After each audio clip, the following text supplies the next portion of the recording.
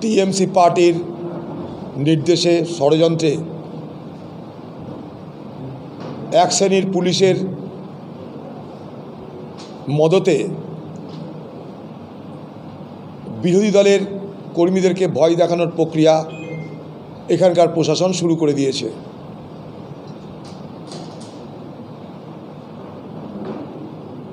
নির্বাচনের আগে বহরমপুর লোকসভায় অধীর চৌধুরীকে হারানোর জন্য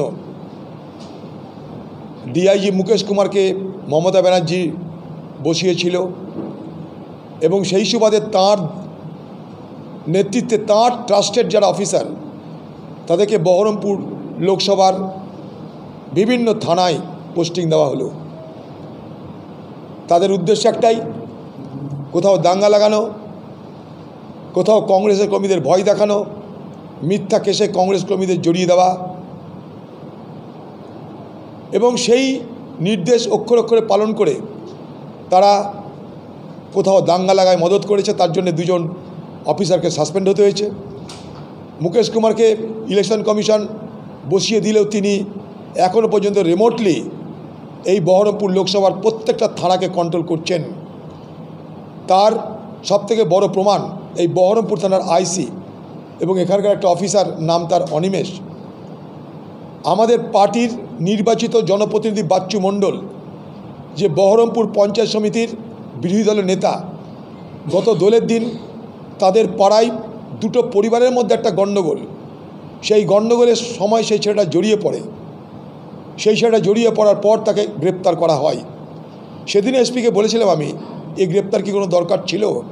বলছে না, ভিডিও ফুটিয়ে দেখা গেছে তারা ঝামেলা করে, যারা করতে পারে ঝামেলা, কিন্তু অ্যারেস্ট করার মতো ঝামেলা কি? তো যাই হোক, তাকে গ্রেপ্তার করা হলো। আমরা কিছু বললাম না, যদি করে তো করবে। বড় অদ্ভুতভাবে দেখলাম, দোলের দিন দুটো পরিবারের ঘটনায় কংগ্রেসের বিরোধী দলের নেতাকে গ্রেপ্তার করবার পর তাকে 10 দিন না 12 দিন রিমান্ড নেওয়া হলো পুলিশ কাস্টডিতে জিজ্ঞাসাবাদ করার জন্য। জিজ্ঞাসাবাদ করার পর তাকে জেলে পাঠিয়ে দেওয়া হলো। সেই জেলে পাঠিয়ে দেওয়ার পর আজকে যখন তার জামিন হচ্ছে, তখন দেখা যাচ্ছে জামিন হওয়ার পর একটা অভিযোগ তোলা হলো তার হাতে নাকি জাল নোট পাওয়া গেছে। আমি এখানকার এসপিকে বললাম যে আমি তো আশঙ্কাটা আপনার কাছে আগে প্রকাশ করেছিলাম যে মিথ্যা কেসে আমাদের লোককে ফাঁসাবে। তাই সে যখন ছেলেটা জেলে ছিল সেই অবস্থাতে আমি এসপিকে বলেছিলাম যে আমার কাছে খবর, জেল থেকে বেরোবার সময় তাকে আটকিয়ে দেওয়া হবে। লক্ষ্য একটাই, অধীর চৌধুরী এলাকায় যারা ভোট করছে তাদেরকে ভয় দেখাও, বার্তা দাও, ভীতি দেখাও যে ভোট করলে কংগ্রেসের বিপদ আসন্ন। এই বার্তা দেওয়ার জন্য আজ এখানকার পুলিশ টিএমসি পার্টির কুকুরের মতন, টিএমসি পার্টির কৃতদাসের মতন আজকে এই আচরণ করছে। জানি না এই আচরণের বিরুদ্ধে আন্দোলন করবার ইলেকশন কমিশনের কাছে পারমিশন আছে কি নেই। আন্দোলন তো করবই, এসপিকে জানিয়েছি, ইলেকশন কমিশনকে জানিয়েছি, কংগ্রেস বসে থাকবে না।